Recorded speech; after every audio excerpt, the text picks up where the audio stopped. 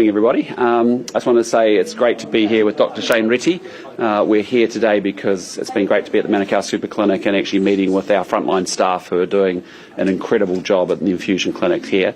Of course, they're doing their job. We're doing our job, which is making sure we get $604 million worth of 26 new cancer drugs and 28 new medicines out to patients as quickly as possible. And so it's been a good opportunity for us to see, given that investment in new drugs, actually what else do we need to do around the deployment to make sure that we can actually support people in a better way, quicker way, faster way, and get the benefit of those drugs flowing through to those 175,000 people. So it's been a really good morning, and just again struck by what outstanding staff and people we have in our healthcare system.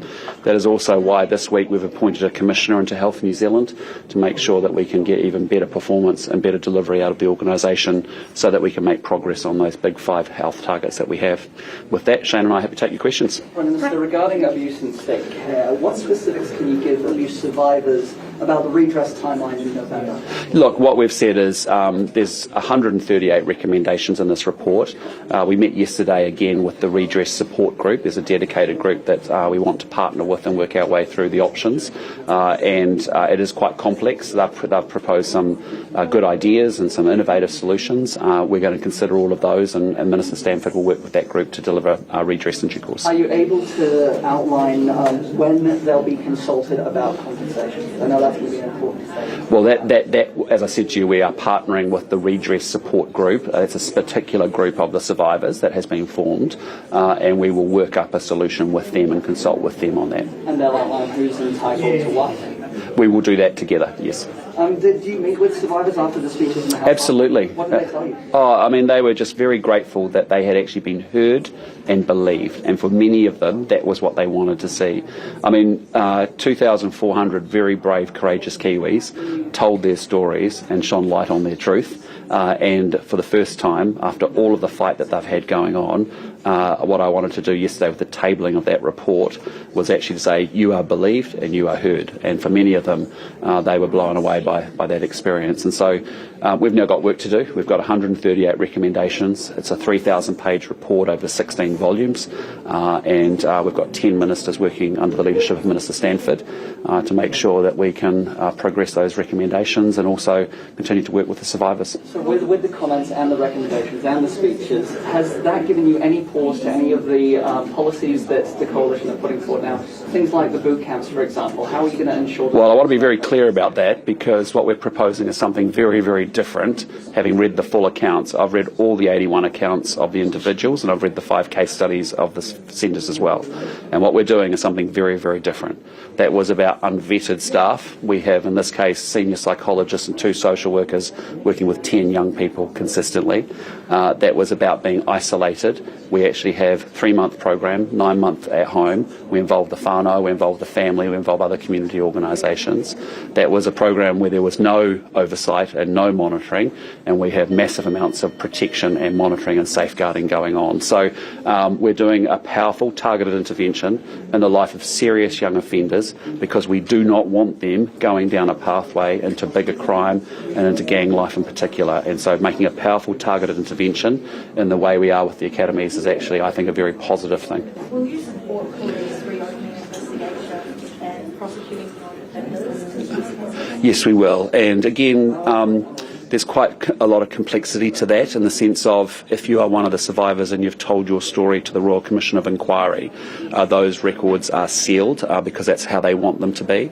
But we're making it through the Survivor Experience Centre for them to be able to access those records and their submissions, and if it makes it easier and doesn't drive into re-traumatisation, for them to share that with police in those cases. But of course we encourage anyone and everyone to come forward with evidence that police can continue to do investigations around. Will you implement a conversion investigation into unmarked graves? Look, we will work our way through a series of recommendations that are there. As you can imagine, we received the report just over 3 weeks ago. It's taken 6 years. As I said to you, it's 3,000 pages, 16 volumes. I've been travelling with copies for the last 3 weeks while I've been over in North America, and there's a lot of complexity to work through. It needs a really considered, appropriate response that deserves the dignity that survivors deserve. But I can tell you, we are geared up, and we want to make sure that we do the right thing here. We appreciate there'll be a range of views even within the survivor groups and amongst the survivors themselves as to what they do or don't want. It can often be very conflicting and very different, but we are determined to work our way through this. You mentioned that you're consulting with survivors about a timeline of being compensated. We understand that a lot of the survivors, some of the survivors are in their 70s. Will we look at getting compensation like that? Sorry? Will they, Sorry, I missed you there. will they be looking at getting compensation by?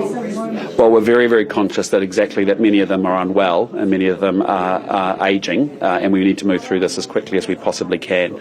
But I want it done right, and I want it done quickly and appropriately, and that's why we are working in concert with the survivor redress group or redress design group to make sure that we can get compensation and redress to them as quickly as we possibly can. Sorry, Nicole. Sure. Dr. Reddy, the situation at Rotorua and Auckland hospitals with regards to emergency and ward shortages of doctors, what's your understanding of the situation at those hospitals? So I visited Rotorua Hospital about 4 weeks ago and met with all of the senior staff. Very well run hospital, very, very efficient, very compassionate. And my understanding is that we have a shortage of emergency doctors, particularly SMOs, maybe some RMOs as well in Taupo. And so there's looking to be a sharing of expertise from Rotorua to Taupo. Now what I'd add as part of our reset, we're looking to regionalisation where we might be able to share resources of this type. So this is consistent with the model of care we're looking to move to, but I do understand that then becomes a challenge in both places actually. I understand there already has been sharing for a number of years actually between the two hospitals.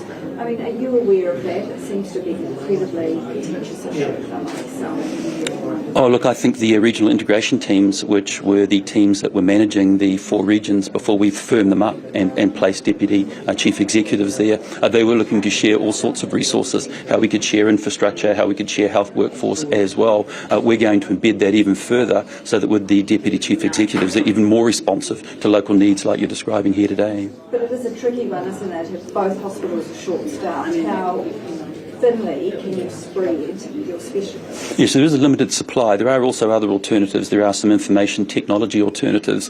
For example, I understand that Thames Hospital had been using effectively ED specialists through telehealth type mechanisms. So there are other alternatives that in this moment of sort of need that we can bring to that as well. I'm not aware if that's being introduced at the moment, but there are other alternatives that can be used.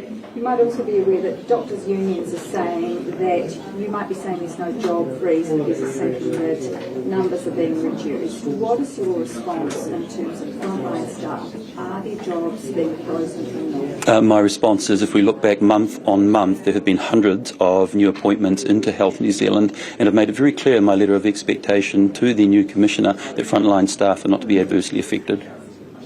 Prime Minister, just on the trains that were announced for Lower North Island yesterday, Simeon Brown... You were a Thomas the Tank Engine fan, weren't you, growing up, Finn? I can see that. I can see that, yeah.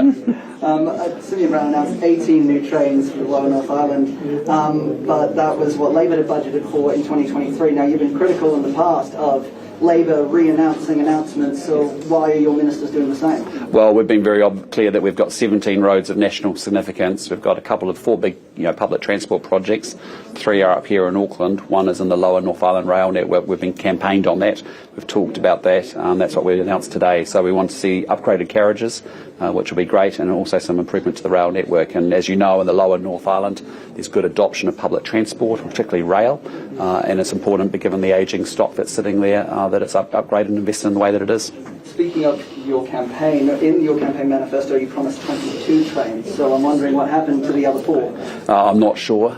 You might need to talk to Simeon Brown about that, but I just say to you, we're determining to deliver a solution for the people of the Lower North Island so they get a good public transport option, so it doesn't age out and time out. Prime Minister, the Royal Commission said maternity or life leave needed to be embedded within the care system. Will your government listen to that and stop the repeal of Section 7AA? No, we believe in the fundamental rights of it, that the priority needs to be the health of that child and the care and love for that child, and that is the preeminent thing, that is the biggest consideration first and foremost, and that's why 7AA has been removed under legislation. Is the government serious about listening to survivors of abuse and care if it's progressing with boot camps and removing treaty obligations? Well, again, I'll just be very clear about that because I think it's a very simplistic way of framing it. As I explained before, you cannot go read the account. Have you read the account of the Great Barrier Island boot camp? You haven't read it? Well, I'd encourage you to read it and actually understand what actually did happen there, because it's a completely different proposition from what we're talking about here, and I think it's quite disingenuous to try and link the two. Yeah. I just want to jump back to health, if that's okay. Yeah, sure. No. Te Whaka Ora reported 200 million surplus in March, but you say they were aware they were running up big debt in February. Can you explain what's happening here? So I was being briefed in March of a ongoing monthly overspend of between 100 to 130 million. In February, I was informed that, quote-unquote, up to March, we were on target for the $583 million surplus, which had been projected. 1 month, 30 days later, that had all changed. How do you think we are going to attract more doctors to come here? Toko says nobody's applied, and I think we're getting one person. Yes. How do we get more doctors in a competitive marketplace to come here? Yeah, and this is a good environment to be having exactly this discussion, because Health New Zealand in the past month or so actually sent a recruitment team over to, I believe it was the European Oncology Conference, and had a number of letters of expression after that, and I believe maybe even into interview stage. So that makes sense. Let's go to like-minded health systems where it's easy to credential them into New Zealand and turn up at their conferences and say, look, we'd like you to consider, would you come and work in New Zealand? Would that be something that would be interesting to you? And we've had some success with that. So I think international recruitment, go fishing where the fish are, I think is part of what we need to do. But that has been happening. That's not the first time, is it? Te Whaka Ora sends a lot of recruiters overseas. Look, it does, although we were particularly interested, as we are here today, around our needs in cancer and oncology spaces. So it was the European Oncology Conference, as I understand it. So maybe more targeted to our need rather than broader, just any conference, I think is what's happened here. Thanks very much. Great. Thank you, guys. Very good. The inquiry in its report revealed that it's undertaken a confidential investigation into claimed pedophile ring of politicians and senior civil servants in the Northern Keys. What do you think of this, and do you think it's credible? Again, you go back to the inquiry and read the report itself. It had some serious concerns about it, but it couldn't find any evidence to support those allegations, and so the report and the Royal Commission was unable to make a finding around that. Do you think that requires further investigation? Well, again, if that's the case, we encourage anyone to come forward with police, given the nature of that allegation. But again, I just encourage everybody read the full section on that part of the report, because as you can see, while there are we're taking it very seriously, a concern and an allegation like that, but at the end of the day, there was no evidence or finding that was made by the Royal Commission of Inquiry. But of course, we would want people to come forward and actually work with police to be able to advance any further investigation on that.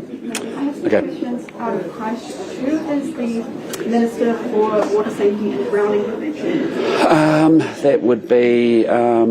Who would that be best directed to? Can I come back to you? If you want to tell us the specific nature of the questions, we can get the right person there for you. Yep. And do you think that $4 million a year for drowning prevention is enough, given that 90 people drowned in this country last year? Well, again, we're trying to encourage greater swim education across our schools at the moment as well. And with COVID, that was a major problem, because we actually lost an inability to teach our young kids to swim in particular.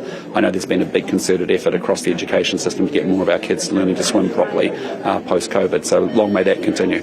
All right, thanks so much.